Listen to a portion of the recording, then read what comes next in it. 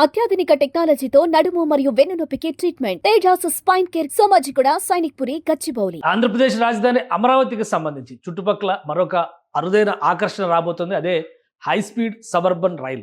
దీనికి సంబంధించి గతంలో కూడా ప్రణాళికలు జరిగినాయి. రాజధాని ఆగిపోవడంతోనే ఇవన్నీ కూడా ఆగిపోయినాయి. ఇప్పుడు ఆంధ్రప్రదేశ్ ప్రభుత్వం మళ్ళీ ఒక డైరెక్షన్ ఇచ్చింది. ఏపీ మెట్రో రైల్ కార్పొరేషన్కి డైరెక్షన్ ఇచ్చింది.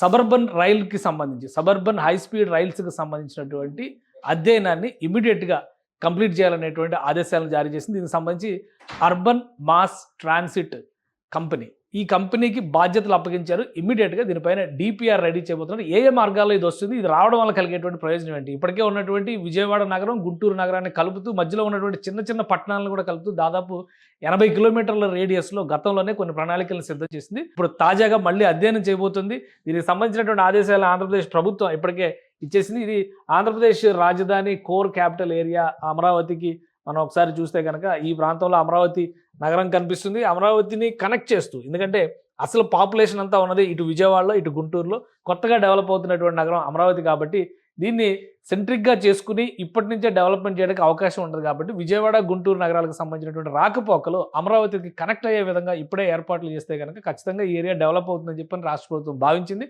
గతంలో కూడా కొన్ని ఏర్పాట్లు చేసింది. దానిపైన చర్చలు జరిగినాయి. కేంద్ర ప్రభుత్వ రైల్వే శాఖ క్లియరెన్స్ కూడా ఇచ్చింది 2017లోనే ఈ సబర్బన్ హై స్పీడ్ రైలుకి సంబంధించి. ఎందుకంటే ఈ టోటల్ ట్రాక్లో ఉన్నది ఒకే ఒక్క రైలు మార్గం. ఆ రైలు మార్గానికి సంబంధించి అది ఈస్ట్ కోస్ట్ రైల్వే ట్రాక్లో చాలా ప్రయారిటీ ఉన్నటువంటి జంక్షన్. కాబట్టి రాకపోకలకి ఎక్స్ప్రెస్ల దగ్గర నుంచి ప్యాసింజర్ల వరకు అన్ని రైళ్లు కూడా ఈ ట్రాక్ని ఉపయోగిస్తాయి. ఇక్కడ నార్మల్ ట్రైన్ రన్ చేయాలంటే కనుక గుంటూరు నుంచి విజయవాడకి వెళ్ళడానికి 1:20 నిమిషాల సమయం పడుతుంది. సో దీన్ని తగ్గించడంతో పాటు చుట్టుపక్కల ఉన్నటువంటి చిన్న చిన్న పట్టణాలు, ముఖ్యంగా ఆంధ్రప్రదేశ్లో ఉన్నటువంటి ఊళ్ళు పల్లెలు, వాటి జాగ్రఫీ కనుక చూస్తే కనుక ప్రతి చిన్న పట్టణం కూడా పొటెన్షియాలిటీ ఉన్నటువంటి టైర్ 2 సిటీగా గుర్తింపు ఉంటుంది. ఉదాహరణ చెప్పాలంటే ఇటు మంగళగిరి కావచ్చు, అటు తెనాలి కావచ్చు, గుడివాడ కావచ్చు. సో వీటన్నిటిని ఇంటిగ్రేట్ చేసేటువంటి ఒక suburban high speed railway track system ఉండాలనేటువంటి ఆలోచనని రాష్ట్ర ప్రభుత్వం గతంలోనే చేసింది. అందులో భాగంగానే ఈ అంశాన్ని మరొకసారి తెరపైకి తీసుకొచ్చారు. సో ఇది ప్రపోజ్డ్ రూట్, అంటే ట్రావెల్ డిమాండ్ అసెస్మెంట్ అని చెప్పని దాని మీద అధ్యయనం చేసి వేసినటువంటి ఒక ప్రపోజల్ ఇది. ఏ రూట్ నుంచి ఎలా వెళ్తే బెటర్ అనేటువంటి అంశం పైన ప్రభుత్వాలు వర్కౌట్ చేసిన గతంలోనే జగన్మోహన్ రెడ్డి గారు వచ్చిన తర్వాత ఆయన దీనిపైన పెద్ద ఇంట్రెస్ట్ చూపించలేదు కాబట్టి మొత్తానికే ఆగిపోయింది ప్రాజెక్టు. సో ఇప్పుడు ఇక్కడ చూస్తే కనుక విజయవాడ సిటీని కోర్ ఏరియా కింద తీసుకుని ఇటువైపు గుంటూరు సిటీని కోర్ ఏరియా కింద తీసుకుంటే కనుక ఈ శివారు ప్రాంతాల్లో తెనాలి అభివృద్ధి చెందుతున్నటువంటి విధానాన్ని దృష్టిలో పెట్టుకొని ఈ మొత్తం ప్రాంతాన్ని ఒక జంక్షన్ కింద డెవలప్ చేయాలి, అంటే ఒక సర్క్యూట్ కింద డెవలప్ చేయడానికి కావాల్సినటువంటి ప్రణాళికని గతంలోనే ప్రభుత్వం అధ్యయనం చేసింది. ఇప్పుడు మరొకసారి దీనిపైన డిపిఆర్ని సమర్పించేటువంటి బాధ్యత అర్బన్ మాస్ ట్రాన్సిట్ కంపెనీకి అప్పగించింది. ఏపీ మెట్రో రైల్ కార్పొరేషన్ దీన్ని పర్యవేక్షిస్తుంది. వీలైనంత వేగంగా ఈ ట్రాక్ని ఇవ్వాలి. సో ఇందులో వచ్చేటువంటి ప్రదేశాలు ఏంటో చూద్దాం. ఇక్కడ విజయవాడ అంటే పిఎన్బిఎస్ బస్ స్టాండ్, ఇటు కేసీ జంక్షను, పెదవడ్లపూడి, అలానే దుగ్గిరాల, తెనాలికి వెళ్ళేటువంటి మార్గం, ఇటువైపు సంగం మీదుగా మళ్ళీ ఓల్డ్ గుంటూరు మీదుగా వేజెండ్ల మీదుగా ఇటు గుంటూరు నగరానికి వస్తుంది. గుంటూరు నగరం అంటే గుంటూరు సిటీ నుంచి చూసుకుంటే మళ్ళీ ఎంజీ ఇన్నర్ రింగ్ రోడ్, గుంటూరులో ఉన్నటువంటి ఇన్నర్ రింగ్ రోడ్డు నంబూరు మీదుగా ఇటు వెళ్తుంది. నంబూరుకి ఇక్కడ కనెక్టివిటీ పాయింట్ మనం గుర్తుపెట్టుకోవాలి. ఎందుకంటే నంబూరు రేపు ఫ్యూచర్లో అమరావతికి రాబోయేటువంటి రైల్వే లింక్కి నంబూరు చాలా కీలకమైనటువంటి ప్రదేశం కాబోతుంది. అందుకనే రాష్ట్ర ప్రభుత్వం అప్పట్లోనే దీన్ని అధ్యయనం చేసింది. అధ్యయనం చేయడంతో పాటు దీనికి కావాల్సినటువంటి ప్రణాళికలను కూడా సిద్ధం చేసుకుంది. రైల్వే స్టేషన్కి సంబంధించి కానీ 2 రకాల ట్రాక్ సిస్టమ్స్ని ఇక్కడ డిజైన్ చేశారు, 2 రకాల వ్యవస్థల్ని. ఒకవేళ గుంటూరు విజయవాడ అంటే గుంటూరు నుంచి విజయవాడ నుంచి తెనాలి అనేటువంటి రూట్ లేకపోతే ఏ విధంగా ప్లాన్ చేయాలి, ఆ ప్రపోజ్డ్ సెకండ్ రూట్ అనమాట. ఇందులో క్లియర్గా అమరావతికి సంబంధించినటువంటి ట్రాకింగ్ కూడా ఇందులో క్లియర్గా మెన్షన్ చేశారు. ఇది విజయవాడ నుంచి చూస్తే కేసీ జంక్షన్, మంగళగిరి, కాజా, నంబూరు మీదుగా ఇటు వస్తుంది. ఇటు నుంచి మళ్ళీ తెనాలి వైపు వెళ్తుంది అనమాట, ఓల్డ్ గుంటూరు మీద. ఇక్కడ నంబూరు కనెక్టివిటీ నుంచి మళ్ళీ ఇది ప్రపోజ్డ్ రిజర్వాయర్ స్టేషన్, అంటే ఇక్కడికి అమరావతికి సంబంధించినటువంటి అతిపెద్ద రైల్వే స్టేషన్ అక్కడ ఏర్పాటు అవుతుంది అనేటువంటి ఒక ప్రణాళికను అప్పట్లో డిజైన్ చేశారు. సో అందులో భాగంగానే ఇదంతా చేశారు. మొత్తం చూస్తే కనుక ఈ టోటల్ సిస్టమ్ని కొన్ని చోట్ల పాత ట్రాక్ను ఉపయోగిస్తారు, కొన్ని చోట్ల ఏమో కొత్త ట్రాక్ని డెవలప్ చేయాల్సినటువంటి అవసరం ఉంటుంది. మొత్తం 107 కిలోమీటర్ల మేర ట్రాక్ డెవలప్మెంట్ ఉంటుంది. అందులో ఎలివేటెడ్ పార్ట్ కూడా 25 కిలోమీటర్ల మేరకు ఎలివేటెడ్ పార్ట్ కూడా ఉంటుంది. ఒకసారి మనం గమనించి చూద్దాం. దీనిలో వచ్చేటువంటి స్టేషన్ల జాబితాను కూడా డిజైన్ చేసింది రాష్ట్ర ప్రభుత్వం అప్పట్లోనే. ఏ స్టేషన్లో వచ్చేటువంటి అవకాశం ఉంటుంది అనేటువంటి విషయాన్ని ఒకసారి చూద్దాం. ఈ సెమీ హై స్పీడ్ రైలుకి సబర్బన్ సర్క్యులర్ రైలుకి సంబంధించి విజయవాడ పిఎన్బిఎస్ అంటే విజయవాడ బస్ స్టేషన్ అనమాట ఇది.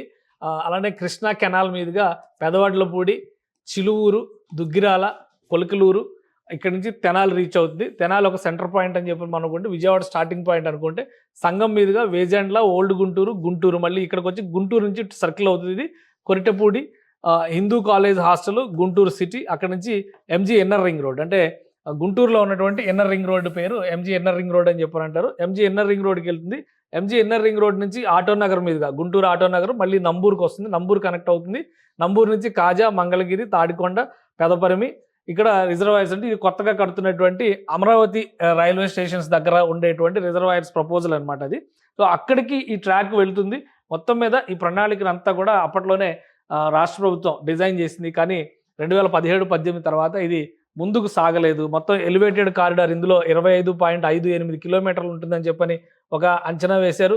ఇక ప్రస్తుతం ఉన్నటువంటి గ్రేడ్ని ఉపయోగించేటువంటి క్రమంలో 81.629 కిలోమీటర్ల డిస్టెన్స్ ఉంటుంది. మొత్తం దీని డిస్టెన్స్ వచ్చి 107 కిలోమీటర్ల సర్క్యూట్ ట్రైన్ అవుతుంది. సో ఈ సర్క్యూట్ ట్రైన్కి సంబంధించి గతంలో ఉన్నటువంటి వ్యవస్థలు వేరు, ఇప్పుడు వచ్చినటువంటి పరిణామాలు, మార్పులు వేరు, ఇప్పుడు ఉన్నటువంటి అవసరాలు కూడా వేరు. కాబట్టి మళ్ళీ ఒకసారి టోటల్ డిపిఆర్ రెడీ చేయమని చెప్పని ఆంధ్రప్రదేశ్ ప్రభుత్వం ఆంధ్రప్రదేశ్ మెట్రో రైల్ కార్పొరేషన్కి ఆదేశాలు జారీ చేసింది. Andhra Pradesh metro rail corporation urban mass transit company అనే దానికి ఈ బాధ్యతలు అప్పగించింది. బహుశా 2 నుంచి 3 నెలల్లో ఈ టోటల్ ప్రొజెక్షన్ అంతా కూడా వస్తుంది. సెంట్రల్ గవర్నమెంట్ ఫండింగ్ చేయడానికి అవకాశం ఉన్నటువంటి ప్రాజెక్టు. సెంట్రల్ గవర్నమెంట్ ఒక స్కీమ్ తీసుకొచ్చింది. వివిధ ప్రాంతాల్లో సబర్బన్ రైల్వే సిస్టమ్స్ని డెవలప్ చేయడానికి, అప్గ్రేడ్ అయినటువంటి సిటీస్ని, అంటే ఆల్రెడీ డెవలప్ అయినటువంటి సిటీస్లో ఉన్నటువంటి సబర్బన్ రైల్వే సిస్టమ్ని అప్గ్రేడ్ చేయడానికి వీటన్నిటి కూడా సెంట్రల్ గవర్నమెంటే ఫండింగ్ ఇచ్చింది. ఆ స్కీమ్ కింద గతంలో ఇది అప్రూవ్ చేసింది. కానీ రాష్ట్ర ప్రభుత్వం గత 5 ఏళ్లుగా ఆంధ్రప్రదేశ్లో ఉన్నటువంటి జగన్మోహన్ రెడ్డి ప్రభుత్వం 19 నుంచి 2024 వరకు దీన్ని పట్టించుకున్న పాపాన పోలేదు. కాబట్టి అక్కడతో అటకెక్కింది. ఇప్పుడు మళ్ళీ ఈ ప్రాజెక్టు దుమ్ము దులిపి రాష్ట్ర ప్రభుత్వం కేంద్ర ప్రభుత్వం దృష్టికి తీసుకెళ్ళింది. రైల్వే శాఖ కొంత క్లియరెన్స్ ఇచ్చింది. అంటే దానిపైన ప్రజెంట్ ఉన్నటువంటి స్టేటస్ రిపోర్ట్ కావాల్సినటువంటి అవసరం ఉందని రైల్వే శాఖ నుంచి కొన్ని ఆదేశాలు అందిన నేపథ్యంలో రాష్ట్ర ప్రభుత్వం ఇమ్మీడియట్గా డిపిఆర్ని వర్కౌట్ చేసి మళ్ళీ రీస్ట్రక్చర్ చేసి టోటల్ ప్రపోజల్ని కేంద్ర ప్రభుత్వానికి పెట్టాలని చెప్పని డిసైడ్ చేశారు. ఒకవేళ ఇది అయితే కనుక ఫస్ట్ ఫేజ్లో విజయవాడ నుంచి గుంటూరు సర్క్యూట్ కంప్లీట్ అవుతుంది. రెండో ఫేజ్ కూడా దీనికి ప్లానింగ్ చేస్తున్నారు.